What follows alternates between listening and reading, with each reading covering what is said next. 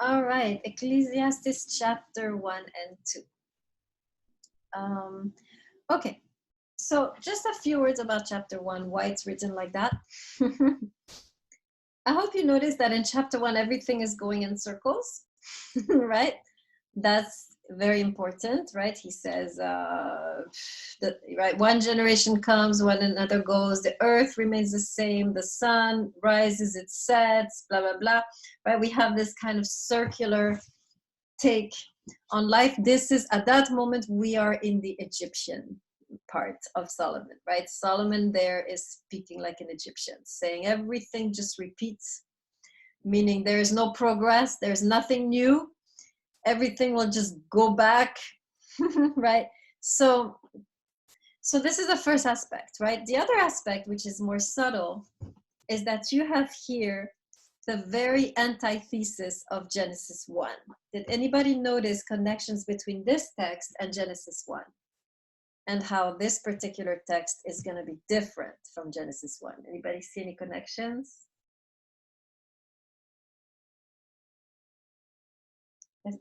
Any similar words, concepts as Genesis 1? Did you notice any order that's similar to, right? Genesis 1, remember, is the creation of the world. You have the heavens and the earth, then you have the, I don't even know the order. Then you have the second day, then you have the, oh my God, then you have the land, then you have the vegetation, then you have, before I think you have the sun, then the vegetation, then the animals, and the humans. Anything here remind you of this sequence? Yes, Oliver. I think when God was making the earth, and then there was a sequence that then the first day God did this, and then he did that, and then he did that. And I think in Ecclesiastes he also lists all the things that he did. Yeah, right. You have the same elements. You have here verse. God, I so written so small. My numbers. Verse 4, right? You have the earth, then you have the sun. Then you have the waters, right? The streams. Then you have finally man, right? So you have a kind of it's alluding to Genesis 1, but it's alluding to it in order to deconstruct it, right? It's saying, yes, creation, but actually nothing new. This is just repeating. There is no way out. We are stuck here, right? This is the atmosphere you get from that first chapter. Yes, Perso, go ahead. I mean, it's written in the same order as like, okay, God created the sun and da. But like, it's like more geared towards himself and humanity. Yeah. It's not geared towards, like, God's not in this conversation at all. Yes, exactly, right? Exactly. And you don't have the word good. What word do you have instead of good? Perso, you want to try? I want to say like it's gain. What do you mean? Like gain, like, because like in the first, okay, so I have it open right now. Yes. In Ecclesiastes 1 verse 3, he says, what do people gain from all their labors? So instead of something good, it's like kind of looking, what do we get back? Yes. What exactly is it that we're getting back from doing all these things and participating in that residual cycle that God created for us? So Exactly. In fact, in addition to that, though, you have the key word, actually, right? So you have in the book of Genesis, remember, it says, and it was good, and it was good, and it was, and everything was good, right? And you saw that everything was good. Here you have, and you'll see this in especially chapter 2, you have, it is haven, it is haven, it is haven, and the seventh haven is, and everything is haven. Do you see the same, right? If you read Genesis 1, you have good 7 times, and then it ends with everything was good. Here, in between Ecclesiastes 1 and 2, you have havel 7 times, and it ends with everything was havel. And so you have here a kind of anti-Genesis narrative where Ecclesiastes basically is saying, yeah, the world was created, so what? In the end, it just escapes us and we cannot never really possess it, right? Whatever this world is, it is fleeting, it's not substantial, and we have no control over it, and this sucks, right? So that's, in essence, right, Ecclesiastes 1 is there to give us kind of this anti-creation story that Ecclesiastes is starting on, right? Saying, yeah, you created the world, but actually it's insubstantial, right? Priscilla, do you want to add? Oh, I forgot to put my hand down. I was like, wait, what? Okay, great. All right, so another hand. Rudolph, go ahead.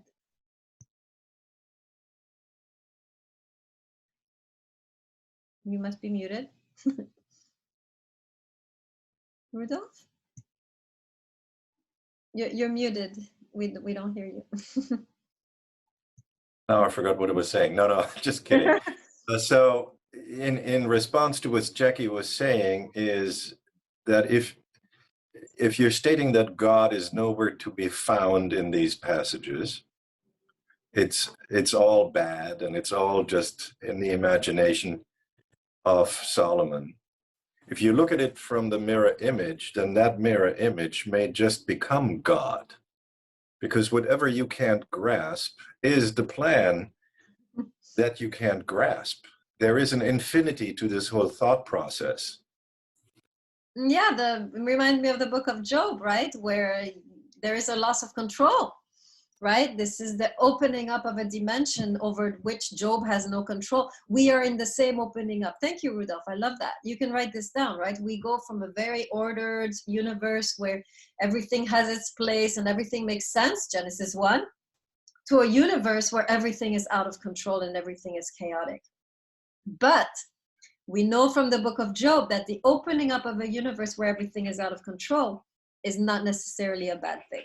Okay, let me say that again, right? Genesis 1, everything is in order, everything has its place, there's a nice rhythm, everything fits, everything makes sense, right? You get here, everything is, what's the word? Spiraling out of control, right? You have But this. it makes sense to our account. It makes sense to our logic, the logic that we invented. Exactly. In this case, we are not in the driver's seat. Yeah, very good. Right, and so again, right, try to see this moment where Ecclesiastes is unveiling to us that the universe is profoundly out of our control and chaotic. And remember that Job had the same revelation, right? That the universe is out of his control. And yet we saw in Job, right, the power of that revelation. We are about to have a similar epiphany, right? So, Priscilla, go ahead. I'm sorry, I like stuff food in my mouth. Give me 1 second. Okay. I was just thinking, like, God isn't evident in the first verse at all, but it could be building like kind of like an epic. There is the intro, there is the revelation, and there's what you do with the revelation. Yes. Starts out very, very disturbing, but then of course we have to go further, right? So let's do that. Let's go to chapter 2. So chapter 2 is very interesting. I'll summarize briefly, and then we'll go to what I call the plot twist, right? In chapter 2, there's actually a plot twist, and then we'll see the teaching, right? That comes from this plot twist. So you notice, right? Chapter 2 is really, Ecclesiastes is showing us how he has explored 3 paths, 3 modes of existence, right? And by the way, this class, we all fit into one of these modes, right? All of us have chosen one of these paths or more, right? So I'm going to write them out. So first path, right? You have the path of the hedonist. Then you have the path of the philosopher. And then you have the path of the high achiever. All of us fit into one of those. These are the 3 main paths that human beings have taken in order to make sense of life. Okay, let me say that again. These are the 3 main paths that human beings have taken in order to make sense of life. So the hedonist, right? This is really, life makes sense in terms of, I'm going to just enjoy the present moment and forget about the future or whatever.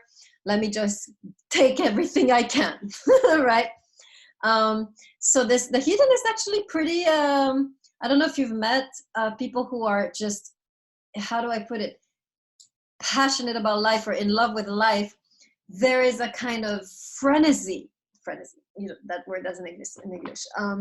There's a kind of urgency right? To taste everything, do everything. I mean, some of you are like that or have friends like that. Or do you recognize yourself or say, you have to try everything, do everything, experience everything, go to every country, go to every party, read every book, meet every kind of person, date every kind of ethnicity. Anybody recognize themselves or their friends in this kind of a frenetic, throwing yourself and trying to experience as much as possible out of life? Yes, very good, Anderson. Right, that's it. You have a friend like that. Okay, perfect, right? So this is right. That's you, Purcell. Okay, good.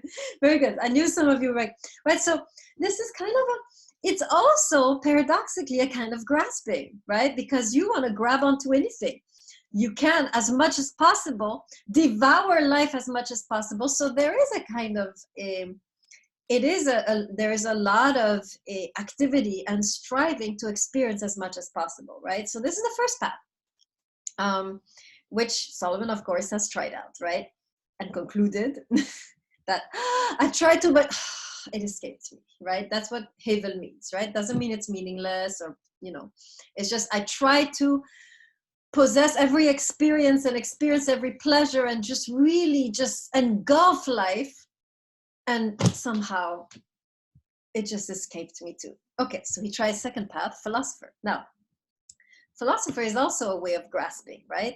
Why is that? Why is it that the wise person or the philosopher is still trying to grasp at straws? Anybody can tell me what in the philosopher is like this? What is the philosopher trying to do? Rudolph, tell me about myself. The thrust to finding answers to our questions that we continually ask. Yes. And so you're trying now to the energy that brings questioning, the intrinsic energy that is in questioning everything all the time. And more than that, philosophers try to find answers, right? We are trying to find meaning. We're trying to find meaning and what is the purpose of life and where are we going and what's happening, right?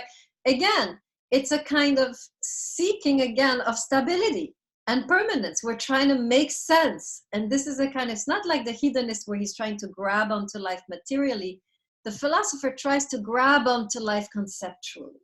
Let me say that again, right? The hedonist is grabbing onto life materially, but the philosopher, who thinks they're higher, but not really, still grabbing, but grabbing intellectually. I'm trying to find solid ground. I'm trying to make sure this is real. I'm trying to find something which is permanent. That's grabbing, right? And Solomon, right? I can't find it. It's all escaping me. I can't make sense of this life, right? I cannot find the comfort of truth, right? Are you following me on that? Are you seeing how philosophers are also kind of hedonists, but intellectual hedonists? Are you seeing that? And see if you put your hand on the screen if you're following me. Okay, good. And then you have the high achiever. That's a lot of us, right? Well, forget about pleasure and wisdom.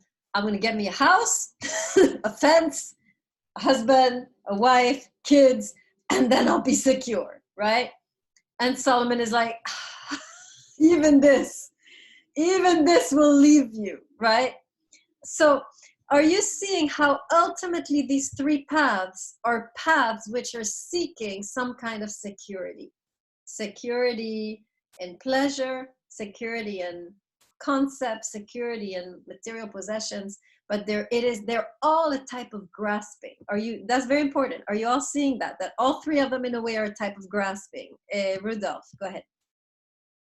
Yes, I see it. And when you introduced it and said that there are three different paths that all of us pursue, I was questioning where you were going with it, because I think all of us are part hedonist, philosopher, and high achiever. Yeah. Depending on what our skill sets are. Yes, but notice all of us are grasping. This is human nature. Sure, yeah. Because it's so the chaos, we feel it, and we're constantly grasping for something to stay, right? And so Solomon is telling us, to our great disappointment, that our grasping is not going to work, right? In other words, you will never experience all of life. You will never find meaning, and you will never find security. There, go kill yourself. Right? So that's a temptation, right? That's a temptation. But we have to see what he found underneath that, right? But first of all, we have to acknowledge with him, all three are hevel, meaning all three escape us, meaning ultimately what he's saying, what I have realized, he says, is that life cannot be grasped, mastered, controlled. I cannot control anything in this life. I cannot control anything about meaning. I can't find answers. I cannot find security, and I cannot find and I cannot accumulate all the experiences I wanted to experience, right? I'm always going to be missing out on something, right? And so now the path, the solution, I mean, the reaction is either I fall into despair or I dig deeper. That's what Solomon's going to do in a second. So let me go there and then get your comments, because I don't want to break this flow. Okay, so watch this. So he's just acknowledged everything is meaningless, nothing matters, and watch the plot twist. So he says this all the way to verse 24, chapter 2, verse 24. Hopefully, yes. And all of a sudden in verse 24, I want you, are you all there? Everybody in verse 24, chapter 2, verse 24, put your hand in the screen if you're there. Okay, great. Watch the plot twist. He's just said everything is hevel. And all of a sudden he said, it is good.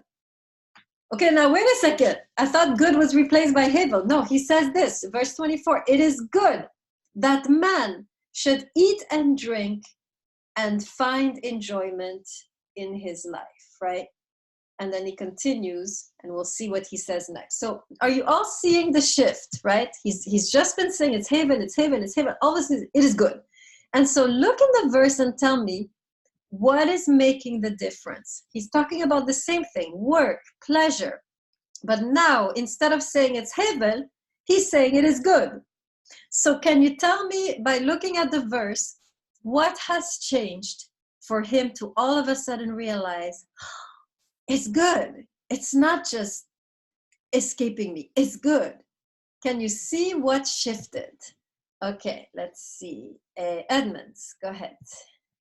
Yeah, so it's funny, I actually hadn't really paid too close attention to that part until we were talking in our discussion earlier. But what I think is the difference is when he's talking about all the times that he's done this stuff, he's talking about doing it for his own pleasure, right? That's the end. And he doesn't find pleasure. He finds everything meaningless, hevel. When he talks about it in this final part, it's because he's decided he's doing it with the end of pleasing God, with God in mind. And careful, you're on the right track, but the end of pleasing God, I'm not seeing. Shift it. Okay. So he uses the word, I mean, in my translation says, who pleases God. Oh, that's terrible translation.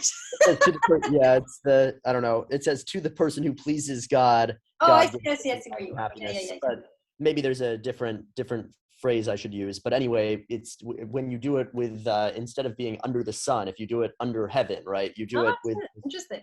In okay, mind. I like that. Yes, that's a possible answer. That's more of a religious answer, but it works. So you guys can write this down, actually. It works because remember, Ecclesiastes you can read on two levels. You can read like a religious book, or you can read like a secular book. So on the religious level, yes, you're not doing it under your own heaven, right? You're doing it under the heaven of God. So the perspective has shifted, right? In other words, you're doing it with God in mind. I think there was I used to study this text with the Imam of Queen's College, the guy who's in charge of the Muslim youth at Queen's College, and he was saying something like, in Islam, you're allowed to enjoy everything as long as you recognize that it's a blessing from God, right? So enjoyment is allowed. It's not banned like in some religions, right? But it's seen as so that leads us actually to the more secular view. So let's see, Williams, did you want to add to what Edmonds has just said? Well, yeah, I agree with that, but I was going to say, I think he started to pull meaning, because like earlier in the conversation, I mentioned Foucault, and Foucault would say that like he's pulling meaning because he's now started to come to terms with the fact of the impermanence. Yes, and so Like what is he finding out? What did he just find out that all of a sudden now he's calling it good instead of hevel? What? that if he's doing it for himself, then it's supposed to be good because he's finding the power within himself and in his connection with God. It's not him doing it to please God. He's now doing it to please himself in his connection with God. It's still an act of service, but it's more about his transformation instead of him trying to do something in connection with God.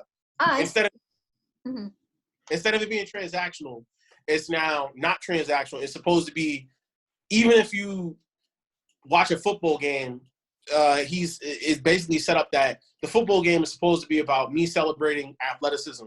And if God doesn't like football, fine, but I'm doing it because I want to praise God while I'm at the football game. Okay. So yes. I thought of. You're very close to where I'm going. So let me go there and you'll see. You'll find yourself there. Watch this. Watch what he says next. So he says, it is good. I'm on verse 24. It is good for a man to eat and drink and enjoy himself. And then he continues. Man, I hate this translation. Sorry. For this, I'm just going to do a translation in my head. For this too, he says, is from the hand of God. So now I want you to see the difference between the attitude of grasping that he had all along to this attitude now of receptivity from the hand of God. The thing has shifted hands. We have switched hands. From his hand that was grabbing, we have the hand of God that is giving. Are you seeing the contrast? It's so important, right? So we're shifting from him grabbing onto life. And by the way, the key verb that is used when he's talking about his grabbing, right, is the word kana, which should be familiar. Anybody remember this verb, this word, this name? But this is very important. The verb that is most often used in Ecclesiastes 2, when he says, in Ecclesiastes 2, he says, I acquired female slaves, I acquired wealth, I acquired silver and gold. This, in Hebrew, it's kana. Who does it sound like? Just speak up if you know. What does this remind you of? This is also a proper name. Olivera? Cain. Cain, right? Kana, remember, is the root verb for Cain. So build. Cain is the name built from the verb kana, which means to possess, to acquire. In other words, to control, to master, right? So here in chapter 2, the verb that comes up over and over again is acquire. Kana, I acquired, I possessed, I mastered, I possessed, I acquired, right? And now from him, with his hand possessing something, first of all, he lets go, hevel, and then as he lets go hevel, the hand of God. Are you seeing? This is a masterpiece. Are you seeing this masterpiece with me? Right? Here, visualize it again. He's grabbing. He notices, I can't do it. Hevel. And at that moment where he releases his grasp, the hand of God appears and gives. Right? In other words, he has shifted from an attitude of grasping, striving, conquering, controlling. He has come to the point of letting go. And only at that moment is he able to experience life as a gift and not as something you have to make happen. In other words, all of a sudden he falls into a state of grace and realizes true happiness, the good, tov, can only be experienced when I adopt an attitude of receptivity towards life versus an attitude of striving. Are you following? Let me say that again. What he's realizing in this end, verse 24, is that tov, the good, true happiness, true well-being, serenity, peace of mind occurs only when I shift from an attitude of trying to control life to an attitude of receiving whatever life brings my way with gratitude and joy. At that moment, I am at peace, right? This, in my view, is one of the biggest, deepest secrets of peace of mind. You want peace? Shift from striving to receiving. Doesn't mean you do nothing and sit on your butt, and eat potato chips and watch TV, right? This is not what this is. You do, but you don't strive. You do and you release and you wait for what comes your way. If you live in this way, you have mastered the art of living and you have mastered peace of mind. The thing that takes away our peace of mind is that we're striving, but then we want to make it happen. Whereas what Ecclesiastes is saying is do your work, do your part, kind of like Perso was saying, right? Do your part and then let go and see what comes your way and receive that gratefully. If you learn to live in that way, you will have mastered the art of living, right? Does that make sense? Okay, let's hear some of your comments. Perso, let's start with you. I was just gonna say, like, in each one of the things that you mentioned, being a hedonist, being the high achiever, being the philosopher, yeah, it's kind of like you're grasping, but also at the same time, you can be content being a hedonist because you're trying the things that you want to do. You're enjoying the things that you want to do. You can enjoy being a philosopher if you understand that some of your questions will just not be answered, and you could search for the answer, but it may come from somebody else that it's answered from, maybe not even in this lifetime. Yeah. You know, you can be satisfied as the high achiever because you choose to you choose to live through virtue, using Greek terms. Like, you choose to master that one skill that you're good at, and you just want to keep working towards it and kind of like, you know, flourishing that skill. Yeah. And even in Solomon's view, like, of recognizing it's from God, you could still strive and you could still grasp at straws for that too. So in each one of those, there's a fault to it. It's just, what are you more satisfied with? Yeah, Are you satisfied through God? You totally understand it, right? Solomon is not saying don't be a hedonist, don't be a philosopher, don't be a high achiever. He's saying here's how to be those things in a way that you will be truly happy. Enjoy life, but receive it, don't grasp.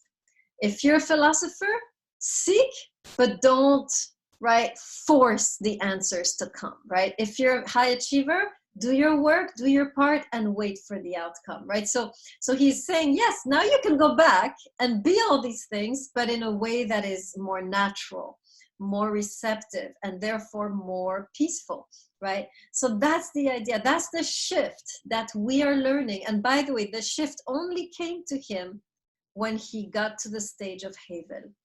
The moment you realize I cannot control anything is the moment that you are now able to be open to the possibility of the gift or the grace, right? Let me give you a very concrete example. I'm sure you'll have this very soon when you're looking for jobs or trying to apply to grad school or whatever. You apply. And as long as you're like, I have to get into this school, I have to get into that school, you will be so stressed you won't sleep, right? But if you tell yourself, okay, let me do my, like Perso was saying in the beginning, actually, she got everything from the beginning, right? She was saying, I did my best and now I can rest and see what life brings my way, right? By the way, a lot of connections between Ecclesiastes and Stoic philosophy, just to make a Greek connection, right? Stoicism is exactly that. I do my best and then I trust that nature will open the way for me in the way that fits best with my situation, right? There is in Stoicism, this is a great test question actually, just so you know, right? Stoicism says that, right, we need to be more receptive towards where nature puts us in life, because nature is a higher intelligence and knows exactly where we need to be. So wherever we are in life, we should accept it and rejoice in it because there is a reason we are there, right? So this is the same idea here. Ecclesiastes is saying, right, we need to do our best and then see what God or life or nature brings our way and accept it as a gift. And so we can relax, because ultimately our destiny is not in our hands. We can do our best, but ultimately there is a higher invisible hand guiding our destiny, opening the doors, and we need to trust that, right? That's why Ecclesiastes ultimately is about faith, right? Crazily. Ultimately, I'm seeing here, Ecclesiastes is about faith. It's about surrendering to a higher intelligence. I do my best. I love this. This is a bumper sticker. Do your best and God will do the rest, right? This is kind of a classic, right? This is Ecclesiastes. I do my best. I do what I have to do. And the rest, I will receive whatever comes my way as that which should come my way for my highest benefit. Okay, good. I see a lot of comments. Okay, so let's start with Bernard. Go ahead. I was just saying, I really like that takeaway, and I didn't realize it when I first read it by myself. But like, as someone who's not like I don't consider myself like Catholic, but so I don't attribute everything to, God, but in my life, I just kind of like existing, like knowing the fact that, if something does happen that I was striving for, if that doesn't happen or go the way I thought, like, will I still feel whole or feel like worthy of continuing to try to do things that I want to do? Or is that something that really breaks me apart? So I kind of like that it's like, you're still allowed to do what you want, or you're allowed to have goals, but do you still feel like a whole person or still feel capable of things if that doesn't work out the same way that you thought it would? So I Exactly. think I enjoy this. It's the Chinese concept of doing without doing, right? You do your Exactly. part and then you wait for the outcome. You know it's coming from another direction. And so you do in a relaxed way. You're not stressed. You're Exactly. And doing, some things will suck, like the more that put into it. Obviously, it doesn't mean that you're not gonna feel, you're a human being, but like, can you move forward after? And that's what I like and can thinking. you Yeah. trust that somehow there is an intelligence guiding or closing and opening the doors? This is, I think, the idea in the Tao Te Ching, in the Stoics, and in Ecclesiastes. There is in all three texts this notion of a higher intelligence opening and closing the doors, and therefore we can relax, surrender, and trust that whatever we're doing eventually we'll find our way, right? Or we'll get what we were meant to have in its time, right? So this is really, it's a very relaxed approach to life, right? You do, but you are really surrendered as to the outcome. And this, says Ecclesiastes, is the key to peace. Shlomo, he's the man of peace, right? So he's teaching us how to find peace. You want to have peace, trust that the right outcome will happen, and it's not in your hands, and you can relax and just receive whatever comes your way as being good. Let's see. Go ahead. Kind of like what Jackie was saying about this idea of fulfillment and satisfaction. I feel like even I think it's like such a loose term, because like these people like throughout life that like have, like, they finally get what they want, but then once they get it, it's like kind of not enough in a sense, or like they always want something more on top of it. Like even like this desire for money, like it's never enough. So I guess that's kind of what I feel like King Solomon is saying. Like, yes, there is fulfillment in being a philosopher, hedonist, all these things, but like this idea of like not matching up to your like innate expectations Mhm. is what he's trying to get at. Like there is fulfillment, but like it is very like not there at the same time. I think that's kind of Yeah, how I interpret it. yeah, absolutely. It's there is fulfillment as long as you stop grasping, right? Anytime, by the way, I'll give you a test to know if you're doing the right thing or not in your life. If you're stressed, you're grasping. And so the moment you stop grasping, you will find peace. That's basically the teaching. We get anxious and worried and unhappy because we are in an attitude of grasping. So anytime you start to feel tension, check yourself and be like, where am I grasping? Right? And let me just surrender and tell myself I did my best, and now I will receive and trust that life will bring me what is meant for me, right? So this is really the idea of relaxing into life. And as soon as we're anxious, we know, oh, I'm not doing it. Here I am again, trying to grasp. Let me go back to heaven. Let me go back to trust and surrender, right? Let's see, there is Chris. Let me put all you in a line. Christo, Dulu, Williams, Olivera, Rudolph.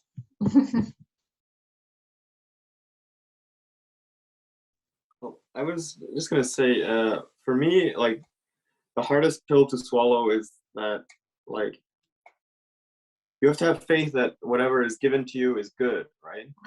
You're anticipating on chapter 3. Like, I'm you have to eat waiting for whatever he that. gives you and love it. That's the whole story. Is like whatever you are given, you have to love what you are given. Yes, you're already in chapter 3. Absolutely. Whatever life brings you, good quotation mark or bad quotation mark, it's still, for Solomon, there's no good or bad. Whatever brings you is what you need. Stoic philosophy, right? So you might consider it bad, but actually it's good. So yes, so this is an attitude that really embraces life. This is Nietzsche. I mean, I'm just dying here between the connections between Ecclesiastes and Nietzsche, right? This love of life and the ability to embrace both the painful and the pleasurable is what makes Nietzsche is what makes for what Nietzsche calls the happy man, right? Happiness is the ability to embrace both the pleasurable and the painful as good. And so what Ecclesiastes is saying, you surrender. Yeah, it's a risk. You don't know what's going to come. But the idea here is that whatever comes is actually good, even if it's painful or whatever. Right? Does that make sense? So yeah, it's scary, right? This is not this is not what we want, right? We want to be in control and not suffer. But Ecclesiastes, like Nietzsche, understands that if you really want to live, if you really want to be the well-rounded man of peace, by the way, Shlomo, I said it means peace, also means wholeness, being whole. So if you want to be a well-rounded person, whole, you need to be able to receive both. And we're going to talk about this, especially in chapter 3, right? So you're anticipating. Who was next in the line? Was it Williams or Olivera? Let's put Olivera, go ahead, and then Williams and Rudolph. So King Solomon was very rich and he was very wise and he had like everything going on for him. So now I know a lot of things in theory, and applying to my life is a whole nother story. So I can hear you saying that, and it's all very good and very nice. But how does a person, especially a person who doesn't possess a lot of wealth and then didn't have a life full of accomplishment, a person who is just starting off, can actually practice that? If you have some advice, practical advice, because I want to know when did I'm out of college like in 6 months and I need to pay my rent and I need to get my life going. So for you to tell me like, just relax, whatever comes, it's like, in theory it works very well, but like, I don't know. This is when we do chapter 11, we're going to talk about this. When we talk about the verse, cast your bread in the water and it will come back to you in the end. This ability to trust in life, right? Or if this is a secular take, or to trust in God, if you want to read it religiously, right? The whole book is about surrendering and letting yourself be carried, right? By something bigger than yourself.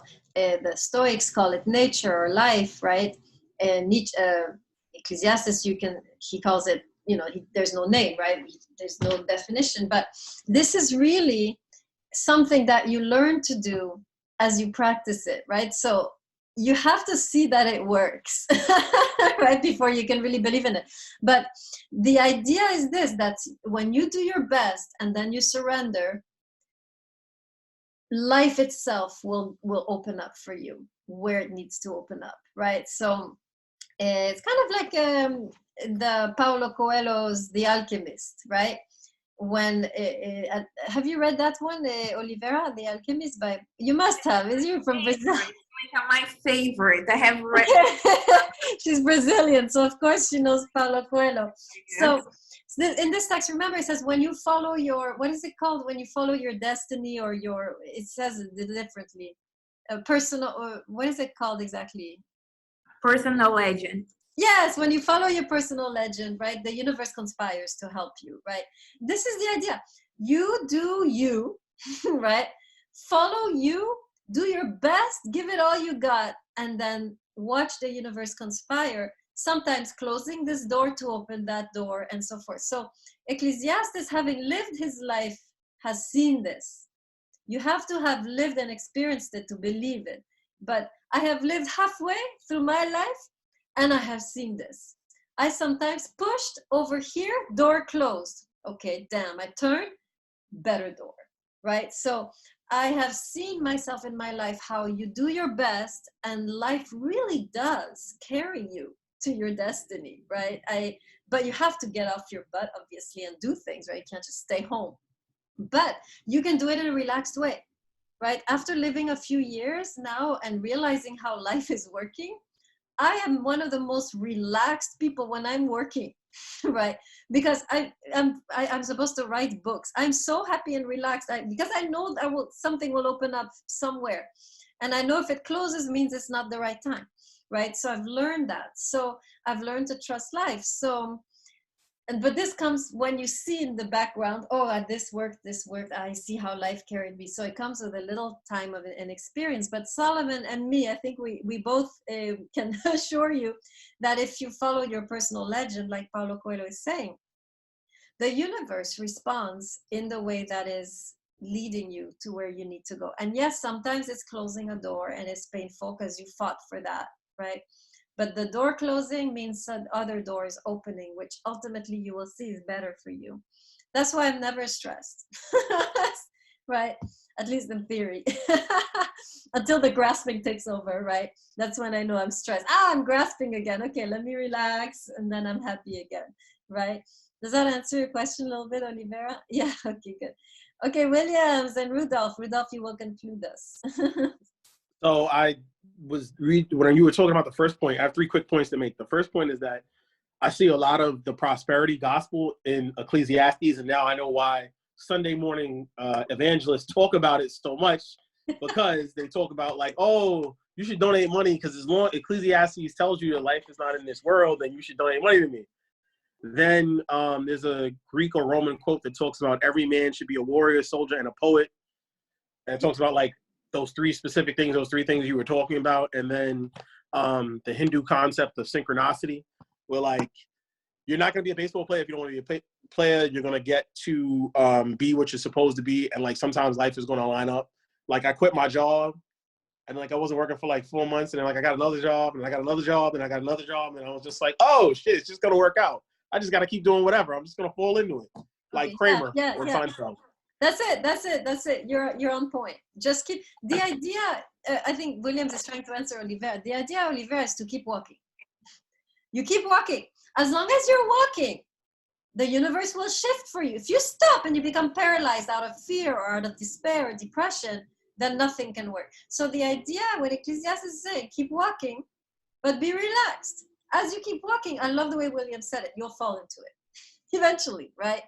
And so that's the idea here. It's really, I mean, it's crazy that this book, which is so dark, is also one of the masterpieces about faith and trust, right? It doesn't even say trust in God. He says just trust, right? That you'll fall into it as you, but the key is you have to keep going. You have to keep moving for the universe to align you, right? And for you to fall into it. If you become paralyzed, that's the end. It's better to walk and make mistakes than to do nothing. That's what Ecclesiastes will teach us in chapter 11. It's better to keep moving, even if you're in the wrong direction, because at least as you're moving, the universe can steer you. But if you're stuck, there's no steering it can do. You're stuck. Does that make sense, Olivera? Yeah, great. Okay, Rudolph, conclude us, please, with words of wisdom. Wow, the words of wisdom. You have said it all, and I couldn't have said it better. And I just wanted to add one idea to it. Religiously spoken, you can let go and you're carried by the Lord, and you surrender, and all is in the hands of Lord. I'm a big critic of organized religion. Don't ask me why, it's a different conversation. But it gets to the point when you actually experience the art of living and you let go. You can get to a point where you actually enjoy the freedom of not having to give back to the God or to Lord. And that is one of my criticisms of organized religion, that there's always a penalty. But you can get actually to a point of true enjoyment, of letting go and just letting life happen as it happens without feeling bad about receiving. Yes, I love it. You got it. You're there. You're there. You've arrived. Excellent. I hope you guys all took notes of that, because that's a really good summary. It is liberating to let go. It's so liberating. That's the first moment you feel joy. It's like, oh, I don't need to, worry about this. I can just let go and see where life takes me. And let me see where it is. If you're at the beginning of life, like Olivera, experiment. Let's see where this goes. Let's see if this guy is right? And if you're towards the end of your life and you've never tried it, again, right, you try to see if it works. The moment you let go, see where it leads you and see if you're not going somewhere interesting, right? So this is an invitation. Ecclesiastes is not telling you, thou shalt not, right? It's an invitation into a different mode of existing, into a different way of dwelling in the world, into a different way of navigating life. Versus the grasping, he's saying, let go and see what happens. See if you don't find it interesting where life puts you once you have let go, right? So it's a kind of a challenge, it's an invitation, and you have to kind of like go on that journey to really see what's going to happen. So it's kind of a risk, right? But it's an invitation, and he's telling you, I don't think you will be disappointed, right? So, but then you have to see for your own, right? Where does life take me when I really let go? Will it really take over, or do I have to always be in complete control, right? That's the question. Excellent. Okay, let's call it a day. It's been a long 2 hours and a half. So tomorrow we will read, I would like you to read chapter 3 and also chapter 5. So 3 to 5. Let's do 3 to 6, okay?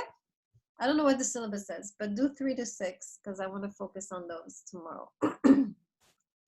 And so don't forget reading assignment. Blah, blah, The syllabus says 3 and 4. Okay, can you move it to 3 to 6? I mean, it doesn't matter. I'm really going to focus on 3 and 4, but No, I was just letting you know, like, oh. Thanks. Yeah, that's good. Yeah, so whatever. Even if you follow the syllabus, you're going to be fine. So do 3 and 4, 3 and 6.